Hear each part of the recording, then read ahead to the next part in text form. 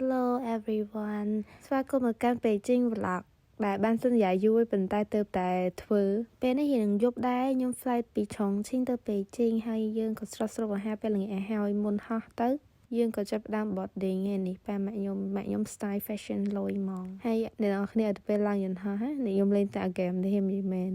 លេងតែ game ហ្នឹងឯងបាត់ធុញបណ្ដោយពេលនោះខ្ញុំភ្លេចគឺ flight ប្រហែលជា2ម៉ោង3ម៉ោងអីហ្នឹងខ្ញុំក៏ដល់ Beijing ហើយពេលហ្នឹងយប់ប្រហែលជាម៉ោង1យប់កដាទៀតទេហើយក៏អត់បានថតច្រើនដែរក៏ខ្ញុំ move មកថ្ងៃស្អែកថ្មីខ្ញុំជិះរថភ្លើងទៅរៀងមហាកំផែងហើយមុនឡើងហ្នឹងក៏ខ្ញុំបានទិញអីយកមកញ៉ាំជុំគ្នាដែរ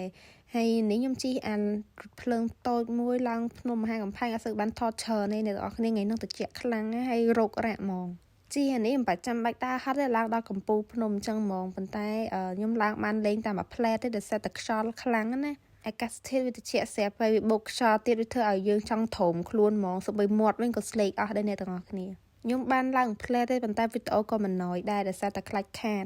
ឡើងបានប្រហែល20នាទីក៏ចុះមកវិញហើយស្រស់ស្រូបអាហារពេលថ្ងៃត្រង់អញ្ចឹងទៅម្នាក់គឺធំខ្លួនហ្មងនិយាយពីថាថ្ងៃហ្នឹងដោយសារតែហត់ណាបាក់ផងហើយត្រជាក់ខ្លាំងទៀតអញ្ចឹងទៅក៏ជិះរថភ្លើងទៅវិញពេលនោះជិះតែមួយផ្លែតក៏ដល់ទីក្រុងខ្ញុំដឹងថានឹងនៅចិត្តទីក្រុងឬក៏មិនទេហើយក៏ខ្ញុំធ្វើដំណើរទៅ Forbidden City ទៅ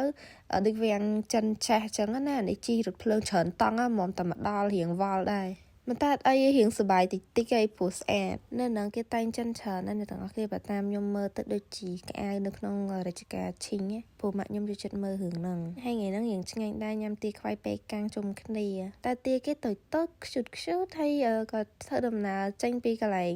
តំបន់ហ្នឹងវិញទៅទីក្រុងប៉េជីងហ្នឹងវាមិនសូវឆាតឆាយម៉ានេះប៉ុន្តែវាស្អាតវាតំបន់បុរាណណាហើយនេះផ្ទះយើងគេងទៅមិនshowថ្ងៃហ្នឹងឯងដោយសារតែបើសិនមិញហ្នឹងវាយប់ពេកខ្ញុំចូលចិត្តគេងអាលក្ខណៈជា condo អញ្ចឹងបានជុំគ្នាមានច្រើនបន្ទប់សួរមាន living room អីចឹងណាហើយយើងក៏ញ៉ាំអីជុំគ្នាតទៅហើយខ្ញុំមើលរឿងហើយ good night ហើយតោះមកយើងផ្លាស់ប្ដូរមកថ្ងៃបន្ទាប់ទៀតគឺយើងថ្ងៃហ្នឹងទៅ Universal ដោយសារយើងមានក្មេងៗច្រើនល្មមទៅបានចេញក៏វារៀងចិត្តថ្ងៃដែរមិនយូរយើងទៅដល់ Universal ហើយគឺថាវានៅម្ដុំក្រុងឯងវាមិននៅឆ្ងាយទេនិយាយទៅហាងគេច្រើនខ្លាំងហើយវាធំបើវា compare ជាមួយនឹងនៅ Singapore វិញគឺថាអាសិង្ហបុរីនឹងមិនអាចស្មើនឹងនេះបានទេដោយសារនេះរៀងធំខ្លាំងវាសបោអីលេងទៀតទៅគឺទីធ្លាវាគឺវាធ្វើមកស៊ីដីហ្មងហើយនៅនេះកន្លែងលេងច្រើនជាងបើថាអ្នកធ្លាប់មកនេះហើយទៅសិង្ហបុរីវិញមានអារម្មណ៍ថាងេមងាម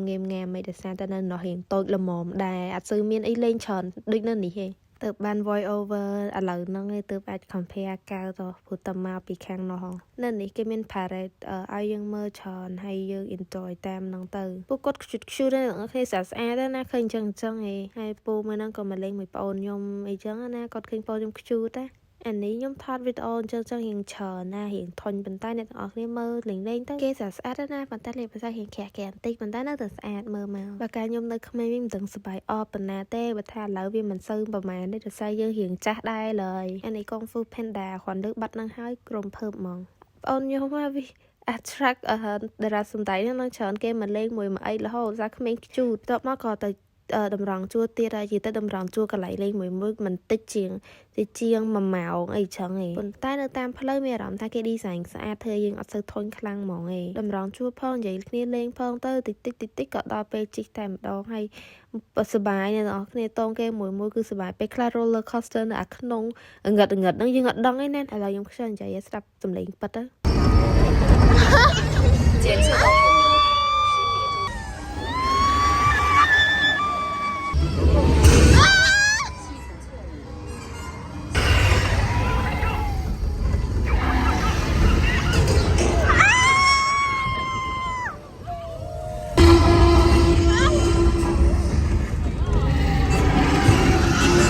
មែនសម្លេងខ្ញុំឯនៅទាំងអស់គ្នា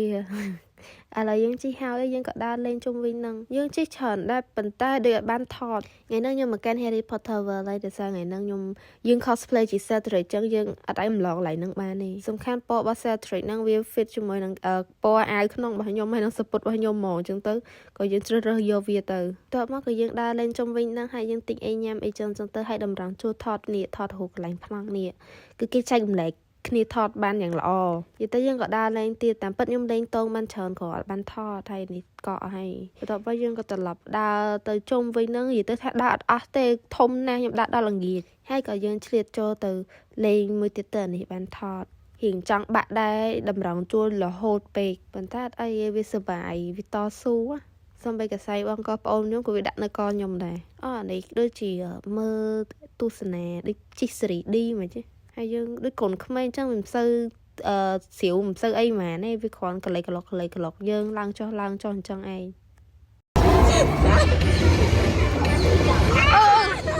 បន្ទាប់មកក៏យើងមើលចាប់ហើយយើងចេញមកវិញអញ្ចឹងយប់បាត់ឯហ្នឹងពេលយប់ក៏ស្អាតម្យ៉ាងដែរនិយាយទៅគេបើកភ្លើងបើកអីហ្មងណាហើយយើងក៏ត្រឡប់ទៅកន្លែងយើងគេងវិញប្លុកពេកចេញភាគច្រើនគ្រាន់តែUniversal ហ្នឹងវាស៊ីឡើងចង់ពេញមួយវីដេអូឯងពេលយប់ឡើងក៏ខ្ជិលចំណាយលុយច្រើនក៏យើងជិះរថភ្លើងមកជុំគ្នាឡើងស្ងាត់ហើយយើងនៅឆ្លៀតចូលមកហើយញ៉ាំទៀតអាសាយប់ហ្នឹងយប់ចុងក្រោយអញ្ចឹងទៅយើងក៏មកមើលទីក្រុងប៉េជីងសិនណាថាសម្រាប់គេមិនដែរហើយយើងក៏ញ៉ាំអីទៅអាហារហ្នឹងរៀងឆ្ងាញ់ដែរបន្ទាប់មកក៏កាត់មកដល់ផ្ទះគេងបដាយប្អូនខ្ញុំវាថាវាបានត្រេងទាំងយប់ហ្មងទៅប៉េជីងហ្នឹងឡើងរិចហ្មងបានផឹកអីម៉ាសារីដោយសារតែបបួរផឹកដល់ពេលទៅម៉ាក់ក៏គាត់ចេះតែឲ្យផឹកតិចទៅដោយសារយើងមិនតែបានផឹកដែរខ្ញុំមិនដឹងវានិយាយអីទេដល់គ្នាដល់ពេលផឹកស្អែកវិញយើងត្រូវជីរថភ្លើងទៅឆាំងហៃនឹងផឹកហ្មងផឹកព្រលឹមយើងផ្លាស់ប្ដូរ experience ណាយើងកុំជិះយន្តហោះពេកស្ថានីយ៍រថភ្លើងគេស្អាតដែរហើយចង់ទៅ check in check អីដូចពេលជិះយន្តហោះចឹងហើយនេះញ៉ាំអីពេលផឹកហើយក៏យើងបាយចាំមើល vlog ឆាំងហៃទៀតណា